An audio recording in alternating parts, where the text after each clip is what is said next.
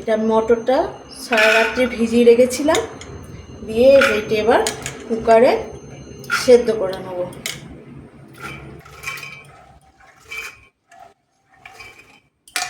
ভালো করে ধুয়ে তারপর ভিজিয়ে রাখা ছিল। এবার সেটাকে নুন, হলুদ, জল দিয়ে এবং সামান্য একটু তেল দিয়ে মটরটাকে সেদ্ধ করে নেব। এটা সেদ্ধ হয়ে গেছে, এবার কুকার থেকে আমি ঢেলে নিচ্ছি। জল ঝরাতে দিলাম, দেখুন ভালোভাবে সেদ্ধ হয়ে গেছে। এবার পরের স্টেপে যাচ্ছি। গ্যাসে কড়াই চাপালাম, কড়াই গরম হয়ে গেছে, তেল দিয়ে দিলাম।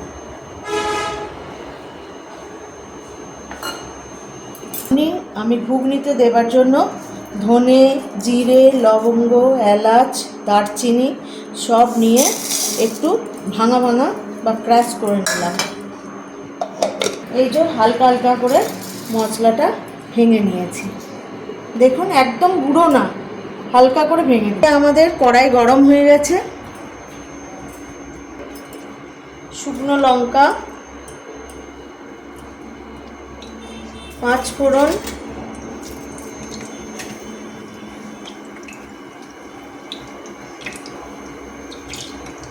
ভাঙা মশলাটা যেটা আমি আধ ভাঙা করে নিয়েছি সেই মশলাটা ফোড়নে দিলাম।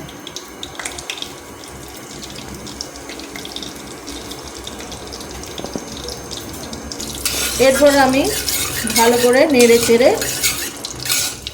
ভাজা ভাজা হয়ে যাবে ফোড়ন, তারপর তাতে দিলাম পেঁয়াজ রসুন থেতো করা,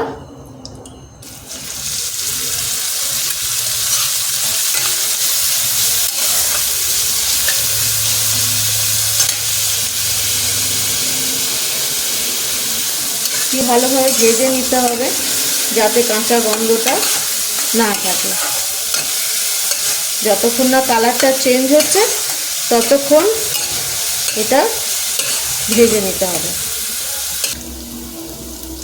এরপর আমি তাতে টমেটো কুচি দিয়ে দিলাম এবং নুন দিয়ে দিলাম, নুন হলুদ দিয়ে নাড়াচাড়া করতে থাকলাম। যতক্ষণ না টমেটোগুলো একটু নরম হয়ে যাচ্ছে ততক্ষণ একটু নাড়াচাড়া করতে হবে। দেখুন টমেটোর সাথে পেঁয়াজগুলো ভালো মিশে যাচ্ছে আস্তে আস্তে।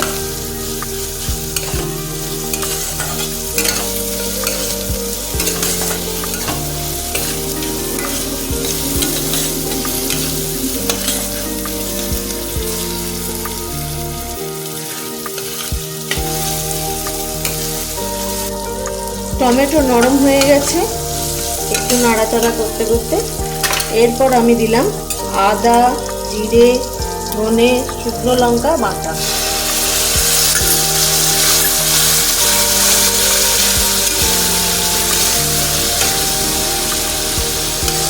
ভালো করে কষিয়ে নিতে হবে, তাতে একটু মিষ্টি দিয়ে দিতে হবে। মিষ্টিটা স্বাদটা অনেকটাই সুস্বাদু করে।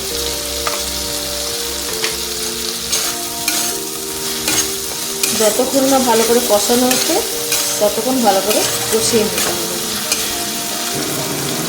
মশলাটা দেখুন ভালো করে তেল ছেড়ে দিয়েছে, তার মানে আমাদের মশলাটা ভালোভাবে কষানো হয়ে গেছে। এরপর আমি সেদ্ধ করে রাখা আলু দিয়ে দিলাম। এগুলো হালকা হালকা করে ভাপিয়ে রেখেছি, সেই আলু দিয়ে ভালো করে মশলাটা দিয়ে মাখিয়ে ভাজা ভাজা করতে হবে বা কষাতে হবে, তাতে খেতে মশলাটা বা ঘুগনিটা খুব ভালো হবে। মশলাটা আলুর সঙ্গে বেশ ভালো কষানো হয়ে গেছে।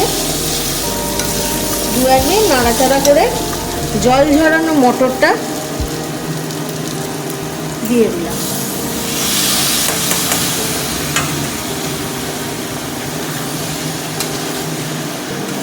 ভালোভাবে কষিয়ে নেব মটরের সঙ্গে মশলাটা যাতে মিশে যায়।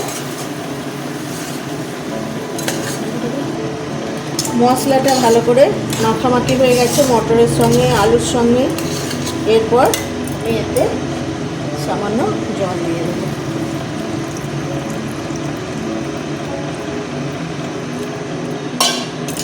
জল দিয়ে খানিকক্ষণ ফুটতে দেবো ঢাকা দিয়ে।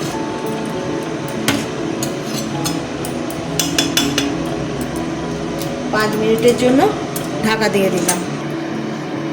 এবার কড়াইয়ের ঢাকনা খুলে দেখছি কেমন হয়েছে। জল মরে এসেছে। এর উপরে আমি ওপর থেকে চেরা কাঁচা লঙ্কা কয়েকটা দিয়ে দেব।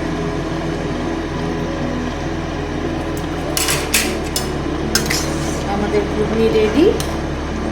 এবং কিছু ভাজা মশলা আছে, ধনে গুঁড়ো, জিরে গুঁড়ো, কে কারা শুকনো খোলায় ভেজে রেখে গুঁড়ো করে রাখা, ভেতরে টেস্টটা আরও বাড়িয়ে দেয়।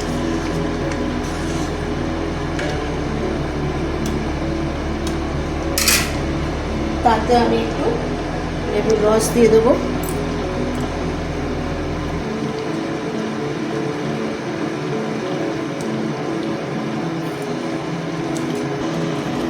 ঘুগনি এখন এবার মুখরোচক ঘুগনি রেডি।